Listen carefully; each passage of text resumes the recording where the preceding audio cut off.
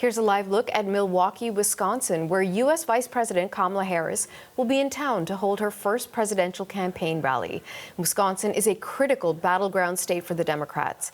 It's been a dizzying 48 hours for Harris, raking in support and donations and securing enough delegate support to clinch her party's nomination for president last night.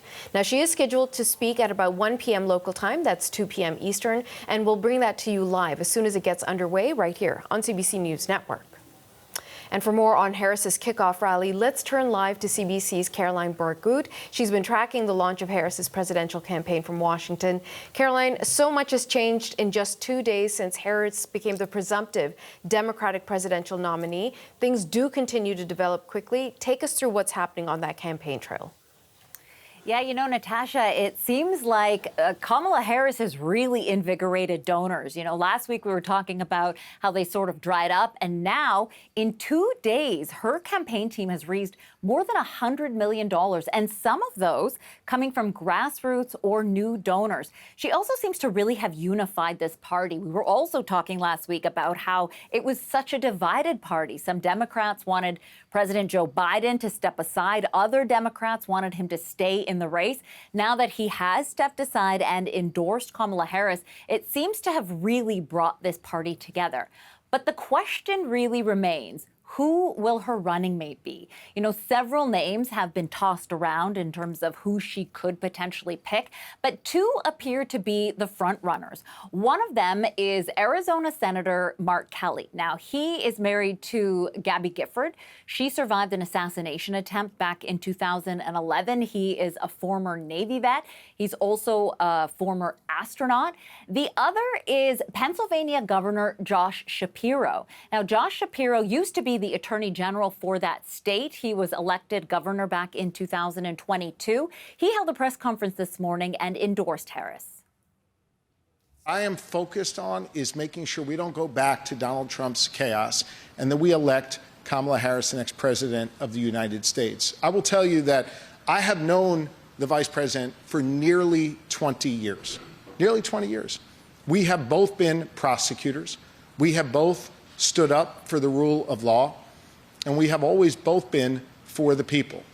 That is diametrically opposed to everything Donald Trump has stood for. The Democratic National Convention will be held in Chicago on the 19th of August until the 22nd of August. It's not clear if Kamala Harris is going to choose her running mate before then or during the convention. And one thing that you're probably going to hear a lot of is the Beyonce song Freedom. That is the song that Kamala Harris walked out to yesterday on a campaign stop. Now, that is because Beyonce has actually given Kamala Harris's campaign team permission to use that song. So this is probably going to be her theme song, and we're going to hear it definitely at the convention and every time you see her. And last week, we watched as the Republican Party was riding high at the RNC. Now that Biden is out of the race, they have a new foe. How are they reacting?